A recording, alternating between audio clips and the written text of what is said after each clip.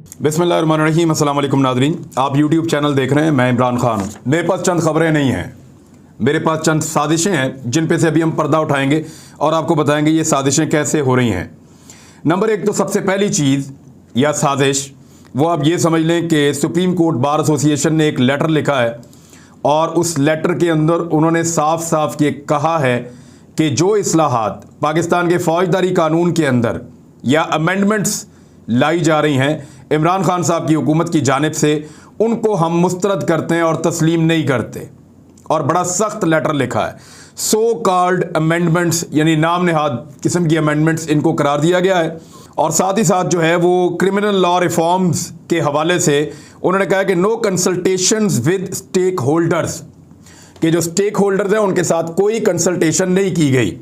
फिर उन्होंने कहा कि ये इंतहाई कम इल्मी, ना तजर्बाकारी और नाअहली करार दिया वज़ीर मौसूफ की और उनकी टीम की। और वजारत कानून के हवाले से उन्होंने ये कहा कि उन्होंने बिल्कुल वकला को पूछा ही नहीं इतना अहम काम करने से पहले। और फिर ये जो इस्लाहात की गई हैं इनको आई वॉश करार दिया, यानी इन्होंने कहा कि ये तो सिर्फ धोखाधड़ी है, ये तो ठीक नहीं हो रही अमेंडमेंट्स या इस्लाहात जो लाई जा रही हैं वो ठीक नहीं लाई जा रही। दूसरी जानिब हुकूमत जो है वो 700 के करीब कानूनी इस्लाहात लेकर आ रही है क्रिमिनल लॉज के अंदर, यानी फौजदारी मुकदमात के अंदर।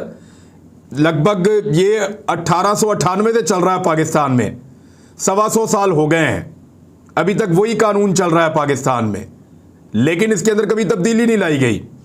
1908 के अंदर जो सिविल लॉज हैं उनके अंदर तब्दीली लाई गई थी। 7 दहाइयों से इनको छेड़ा ही नहीं गया कवानीन को, यानी पाकिस्तान में किसी पॉलिटिकल हुकूमत ने कभी ऐसा नहीं समझा कि यहाँ के लोग तंग हैं, यहाँ के कानून को बेहतर किया जाए। मिसाल के तौर पे स्टे ले लेते हैं लोग जाके। पाकिस्तान के वकीलों ने जो सबसे ज़्यादा काम किया है वो ये किया है जाके स्टे ले लेते हैं। अब ये स्टे का कानून जो है वो दुनिया के कई मुल्कों में ऐसे नहीं है, लेकिन पाकिस्तान में एक एडहॉक सोल्यूशन के तौर पर ये आया था और आज तक ख़त्म ही नहीं हो रहा। और पाकिस्तान के अंदर स्टे पे स्टे आ रहा है हर चीज़ के ऊपर, और बहुत सारी नाइंसाफ़ियाँ हैं, लेकिन वकला का उससे बहुत ज़्यादा फ़ायदा हो जाता है। मिसाल के तौर पे जब ये विरासत वाले मामलात हुए, जहाँ जिनको आप सक्सेशन सर्टिफिकेट कहते हैं या विरासत की मुंतकली का मामला है, जब से इसको ऑनलाइन कंप्यूटराइज किया गया है तब से वकला की बहुत सारी दिहाड़ियाँ ख़त्म हो गई हैं। बहुत सारे और मामलात भी हैं। तो एक वकील क्यों चाहेगा कि केसेस जल्दी जल्दी हल हों? वो ये क्यों चाहेगा कि केसेस ज़्यादा आसान हों? वो ये क्यों चाहेगा कि लोगों को जल्दी इंसाफ मिल जाए? ये ज़रा पाकिस्तान के अंदर थोड़ा सा मामलात इसी तरह के हैं, अनफॉर्चुनेट हैं, लेकिन ऐसे ही है। आप अपने वकला को देखते नहीं, जाके कभी जजों के ऊपर अटैक करते हैं, कभी अदालतों को ताला लगा देते हैं, कभी किसी को मारते हैं, कभी किसी को मारते हैं, कभी अस्पताल के ऊपर अल्लाह बोल देते हैं। तो बहुत गुस्से में रहते हैं हमारे वकील हमेशा। तो एहसन भून साहब ने वही काम किया और उन्होंने कहा कि ये बिल्कुल गलत काम हुआ है। हाँ, लेकिन इस लेटर में उन्होंने ये लिखा अपनी प्रेस रिलीज में कि ज़रूरत है पाकिस्तान में कानूनी इस्लाहात की, और वाकई इसकी ज़रूरत है। लेकिन हमसे मशवरा क्यों नहीं किया गया? हमें क्यों नहीं बीच में बिठाया गया? हम लोग बताते कि क्या करना था। नंबर एक तो ये सियासत है। नंबर दो, मैं आपको बताता हूं कि ये जो लेटर इन्होंने आज लिखा है या प्रेस रिलीज जारी की है, हकीकत क्या है इसकी। इससे पहले हुकूमत पाकिस्तान ने जब इन कानूनी इस्लाहात को लाने का फैसला किया तो लगभग 1 साल से ज़्यादा हो गया इसके ऊपर काम कर रहे थे। पाकिस्तान की तमाम बार कौंसल्स को, पाकिस्तान की तमाम वकला तंजीमों को, even supreme court bar association को, बकौल वजारत कानून के तमाम को इन्होंने लेटर लिखे और 2 लेटर के तो हवाले भी मेरे पास मौजूद हैं। ये मैं आपको हवाले जो हैं पढ़ के सुना देता हूँ, और ये एक्सक्लूसिवली आप हमारे पास इसके लेटर्स के दोनों अक्स आप देख लें, मैं आपको यहाँ दिखा देता हूँ। और नीचे आप देखें डिटेल के अंदर इस पर एक तो दावत इनको दी हुई है कि आएँ जनाब, करें डिस्कशन। दूसरा, vice chairman Pakistan bar council Islamabad, president supreme court bar association Islamabad, फिर vice chairman Punjab bar council, Sindh bar council, Balochistan bar council, और उसके बाद जो है वो vice chairman Khyber Pakhtunkhwa bar council और Islamabad bar council, Azad Kashmir bar council, Gilgit Baltistan bar council, advocate general Punjab, Sindh, Balochistan, Khyber Pakhtunkhwa, Islamabad, और प्रोसिक्यूटर जनरल पंजाब, सिंध, बलूचिस्तान, और उसके अलावा director general prosecution Khyber Pakhtunkhwa, women in law, यानी सबको ये 19 लोगों को ये भेजा गया था। यानी 19 मुख्तलिफ बॉडीज़ को। और इनके साथ ना सिर्फ ये लेटर थे बल्कि इनके साथ ड्राफ्ट अटैच किया गया था जिसमें पूरी तफसीलात मौजूद थी कि ये इस्लाहात हम लाने जा रहे हैं। और ये भी पूछा गया था कि अगर आप कुछ तजावीज़ देना चाहते हैं तो अपनी तजावीज़ इसके अंदर शामिल कीजिए। कई मरतबा इनसे पूछा गया लेकिन ना कोई वकला तंजीम का नुमाइंदा आया, ना उन्होंने कोई जवाब दिया, ना उन्होंने इसके ऊपर कोई सिफारिशात पेश की, ना किसी ने इसके अंदर संजीदगी ली। तो वजारत कानून ने तो अपना काम करना था, वहाँ पे तो लॉ एक्सपर्ट्स बैठे हुए हैं, वो तो लेजिस्लेचर्स हैं, उनका तो यही काम है करने का। तो जब इन्होंने उसके अंदर दिलचस्पी नहीं ली तो उसका मतलब कानूनी ज़बान में ये समझा जाता है कि आपको लेटर लिखा, आपसे मुशावरत के लिए टाइम मांगा, आपको बुलाया गया, आपको कहा गया कि आप इसके अंदर अपनी तजावीज़ शामिल कर दें। जब आप उस प्रोसेस का हिस्सा नहीं बनना चाहते तो इसका मतलब है कि आपने खामोशी से अपनी रजामंदी जाहिर की है कि जो आप कर रहे हैं वो ठीक कर रहे हैं, हम इसके अंदर कुछ तब्दीली नहीं करना चाहते। तो इसी सोच के साथ उस काम को मुकम्मल करके वजारत कानून ने वज़ीर आज़म पाकिस्तान को दे दिया। वो काबीना के अंदर गया और काबीना से मंजूर हो गया। अभी भी ये जल्दबाजी कर रहे हैं एहसन भून साहब, ये प्रेस रिलीज जारी करके। वजह यह है कि अभी इसको कौमी असम्बली में जाना है, स्टैंडिंग कमेटी में जाना है, कौमी असम्बली में जाना है, सेनेट के अंदर जाना है, फिर इसकी मंजूरी होगी, ये तब कानून बनेगा। अभी तो प्रोसेस शुरू हुआ है। एक वजारत ने अपना काम मुकम्मल करके कैबिनेट को दिया, कैबिनेट ने उस पर इत्मीनान का इजहार किया और अब वो एक कानूनी प्रोसेस के जरिए से, कानून साजी के जरिए से मुल्क का कानून बन जाएगा। तो हर मौके के ऊपर स्टैंडिंग कमेटीज़ के अंदर, दीगर जगहों के ऊपर जब ये कौमी असम्बली में जाएगा वहाँ पे भी और सेनेट के अंदर भी मुशावरत की जा सकती है और नई तजावीज़ इसके अंदर पेश की जा सकती हैं। ये सिर्फ एक पॉलिटिकली एक्सपोज किया है अपने आप को पाकिस्तान तहरीक इंसाफ की हुकूमत के मुखालिफिन ने, क्योंकि इमरान खान साहब इससे पॉलिटिकल माइलेज लेने की कोशिश कर रहे थे कि मैं कानूनी इस्लाहात ला रहा हूँ, इसको पब्लिक करो, लोगों को बताओ। तो दूसरी जानिब से जो दूसरे ग्रुप के लोग हैं, क्योंकि मैं दूसरा ग्रुप इसलिए कह रहा हूँ कि नवाज शरीफ साहब की नाअहली के खिलाफ आज ही के दिन जो दरख्वास्त दायर की है सुप्रीम कोर्ट ऑफ पाकिस्तान में, वो भी मैं आपको पढ़ के सुना देता हूँ। वो दरख्वास्त इसी ग्रुप ने दायर की है, एहसन भून साहब की जानिब से दायर की गई है। यानी सुप्रीम कोर्ट में नवाज शरीफ और जहांगीर तरीन की ताहयात नाअहली के खिलाफ आईनी दरखास्त दायर कर दी गई। दरखास्त सुप्रीम कोर्ट बार के सदर, यही सदर जो अभी एतराज़ कर रहे हैं कानूनी इस्लाहात के ऊपर, हालांकि इन लोगों से पूछा गया था, बार बार पूछा गया था, तो इन्होंने जवाब नहीं दिया। तो ये क्लेम गलत करार दे रही है हुकूमत कि आपने कभी पूछा ही नहीं हमसे, या हमसे मुशावरत ही नहीं की। हालांकि स्टेक होल्डर्स को लेटर लिखे गए थे तमाम को। इनसे जब मुशावरत की गई, मुशावरत का इन्होंने जवाब नहीं दिया, क्योंकि उस वक्त ये लोग एक और दरखास्त के ऊपर काम कर रहे थे। वो दरखास्त जो अब नवाज शरीफ साहब के हक के अंदर और जहांगीर तरीन साहब के हक के अंदर उनकी ताहयात नाअहलियाँ ख़त्म करने के लिए सुप्रीम कोर्ट ऑफ पाकिस्तान में दायर की गई है। यही प्रेस रिलीज जारी करने वाले सुप्रीम कोर्ट बार के सदर एहसन भून साहब की जानिब से सदर supreme court bar association Ahsan Bhoon ने दरखास्त में मौक़िफ़ इख्तियार किया कि ताहयात नाअहली के उसूल का इतलाक़ सिर्फ इंतखाबी तनाज़ात में इस्तेमाल किया जाए और आर्टिकल 184 के इख्तियार के तहत सुप्रीम कोर्ट बतौर ट्रायल कोर्ट अमूर अंजाम नहीं दे सकती। और वैसे ये जब फैसला हुआ था तो 5 रुकनी लार्जर बेंच था, तो फिर अब फुल कोर्ट आएगा क्या, किस तरीके से नवाज शरीफ साहब की नाअहली वापस होगी। वैसे कुछ लोग ये दावे कर रहे हैं कि ये फैसला हो चुका है और इसकी तैयारियां की जा रही हैं कि कुछ भी करके नवाज शरीफ साहब की जो नाअहली है उसको ख़त्म किया जाए, उनका पाकिस्तान आने के लिए रास्ता हमवार किया जाए, उनके केसेस को ख़त्म किया जाए। लेकिन ये किसके केसेस को ख़त्म करवाना चाहते हैं, किसके हक़ में आवाज़ उठा रहे हैं? उसके हक़ में जो आज भी उन्हीं घरों में रहता है बरतानिया में, उन्हीं फ्लैट्स के अंदर रिहाइश पजीर है, जिनका मनी ट्रेल देने में वो अभी तक नाकाम है। कभी कतरी खत ले आते हैं, कभी कैलिबरी फॉन्ट के लिखा हुआ एक जाली ट्रस्ट डीड ले आते हैं, कभी कुछ ले आते हैं, कभी ये बेनिफिशियल ओनर बन जाता है, कभी वो बन जाता है, कभी कोई कहता है कि मेरी कोई प्रॉपर्टी नहीं है, कभी कोई कहता है मेरे अब्बू ने बनाई थी, कभी कोई कहता है मुझे कतरी ने बना के दी थी। तो सबका अलग अलग मौक़िफ़ है, कोई एक सेट पैटर्न के ऊपर ये फैमिली चली नहीं।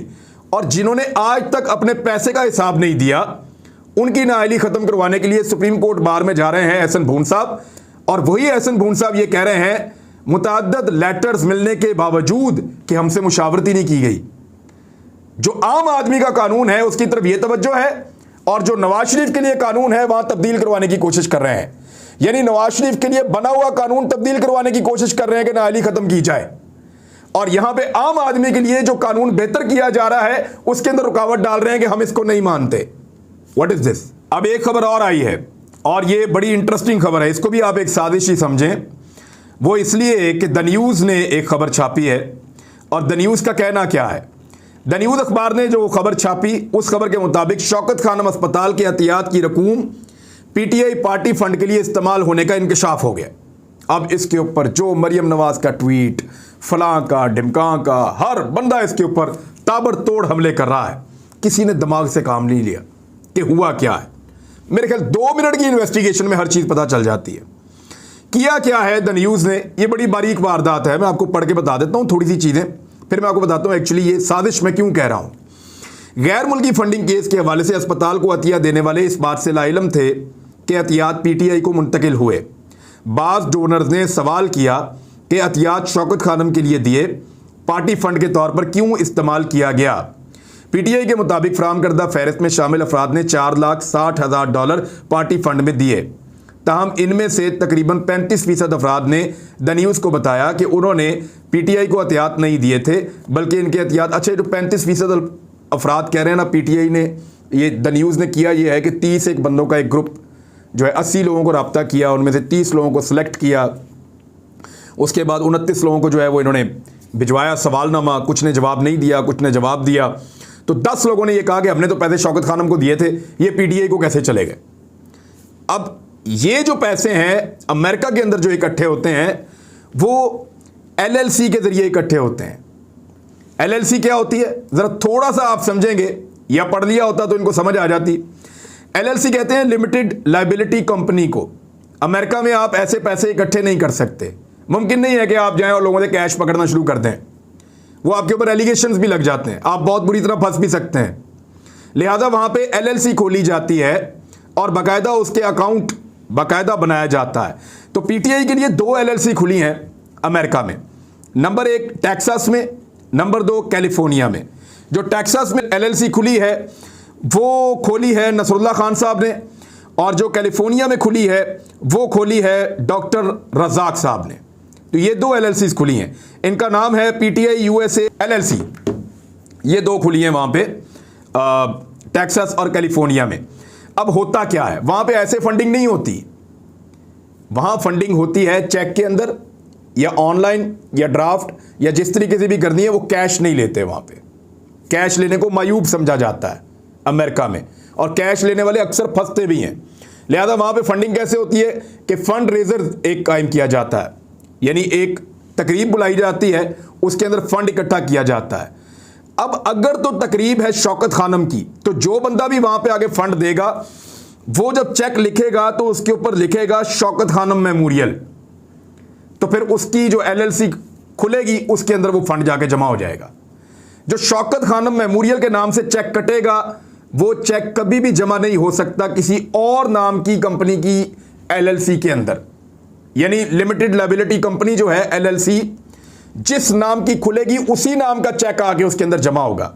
यह कानूनी तौर पे ही मुमकिन नहीं है कि पीटीआई के लोग इकट्ठे हुए पीटीआई के प्रोग्राम में और उन्होंने वहां पे चेक लिख के दे दिया शौकत खानम मेमोरियल को और वो चेक जमा हो गया पीटीआई की एलएलसी में। यह मुमकिन नहीं है, हो ही नहीं सकता, क्योंकि कानूनी तौर पे वो पैसा ट्रांसफर ही नहीं हो सकता। एक तो आप बात ये याद रखें कि वहां पे एलएलसी खुलती है, अगर ऑनलाइन कर रहा है तो उसको तो पहले ही पता है, वो तो 4 दफा वेरिफिकेशन होती है कि आप शौकत खानम को डोनेट कर रहे हैं या पीटीआई को डोनेट कर रहे हैं, उसके ऊपर लोगो भी होते हैं, सब कुछ नजर आ जाता है, पता चल जाता है। तो एक तो ये बिल्कुल झांसा देने वाली बात है। जो लोग ये कह रहे हैं कि उन्होंने पैसा शौकत खानम को दिया और चला गया पीटीआई को, वो लोग अमेरिका में एक लम्हे के अंदर केस कर सकते हैं डॉक्टर रज़ाक पे, और अगर नसरुल्लाह साहब के बारे में तो उनके ऊपर भी कर सकते हैं, और वहां पे उनको लेने के देने पड़ जाएंगे अगर उन्होंने ये दोनों भी की है। बोल तो ये हो नहीं सकती। अगर कोई बंदा कहता है तो वो यही क्लेम कर सकता है कि मैं कैश में पैसे लेकर आया, लाकर पैसे मैंने इस बंदे के हाथ में दिए, मैंने इसको कहा कि शौकत खानम वालों को पहुंचा देना, और मुझे ये पता चला कि इसने पहुंचा दिए पैसे कहां पे, पीटीआई वालों को, और मेरा नाम वहां पे दर्ज कर दिया। तो ये तो एक केस हो सकता है, लेकिन इस केस के अंदर ये मामला सारा जो है ना, ये नसरुल्लाह साहब के साथ नहीं है।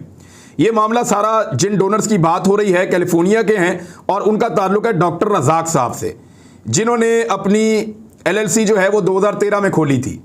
अब ये जो डॉक्टर रज़ाक साहब हैं, इनसे रब्ता भी नहीं किया।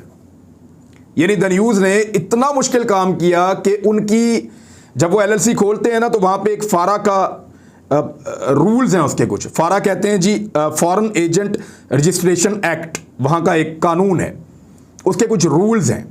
उन रूल्स के तहत आपने कुछ इंफॉर्मेशन देनी होती है और मिनिमम इंफॉर्मेशन यहाँ तक आपने देनी होती है, ज़्यादा आप जितनी मर्जी दे दें। तो उस रूल को फॉलो करते हुए डॉक्टर रज़ाक साहब ने अपने जो अमाउंट्स और जो एड्रेस थे जिन लोगों ने ये पैसे जमा करवाए वो तक उन्होंने उसके ऊपर लिख दिया, हालांकि वो गैर ज़रूरी था, लेकिन इसके बावजूद उन्होंने वो तफसीलात लिखी, जो अच्छी बात है। उन एड्रेसेस की बुनियाद के ऊपर कंप्यूटर को इस्तेमाल करते हुए बहुत मुश्किल से द न्यूज़ ने वो डाटा निकाला कि इन लोगों के टेलीफोन नंबर्स क्या हैं। फिर उन लोगों को एक सवालनामा भेजा। अब वो सवालनामा जब देखेंगे तब पता चलेगा कि उन्होंने किस अंदाज में सवाल किए कि लोगों ने ऐसे जवाब दिए हैं। मुझे ऐसा लगता है कि ये सारी गोल गोल घूमने वाली स्टोरी है और इसको सिर्फ और सिर्फ PTI को बदनाम करने के लिए शाया किया गया है, और ये बड़ा आसान काम है। PTI का कोई भी एक फंडिंग का प्रोग्राम कभी भी शौकत खानम के साथ मिक्स नहीं हुआ। शौकत खानम के प्रोग्राम जो होते हैं वो मखसूस दिनों में होते हैं, और उन दिनों में इमरान खान साहब भी जाते थे फंड रेजिंग करने के लिए। तो ये दोनों जो हैं वो सेपरेट फंडिंग्स हैं, इनके नाम भी बहुत सेपरेट हैं, आपस में मिलते जुलते भी नहीं हैं। तो ये भी एक 2 नंबर खबर है जो बनाई गई है जानबूझकर। और खबरें बनाने वालों की हालत ये है कि अब वो खबर इस चीज़ के ऊपर कर रहे हैं कि इमरान खान साहब जब फलां बंदे से मिले तो वो बंदा सोफे पे बैठा हुआ था, और जब आर्मी चीफ पे मिले तो वो आर्मी चीफ कुर्सी पे बैठा हुआ था। अब तक के लिए इतना ही। अपना ख्याल रखिएगा, अपने इस चैनल का भी। अल्लाह हाफिज़।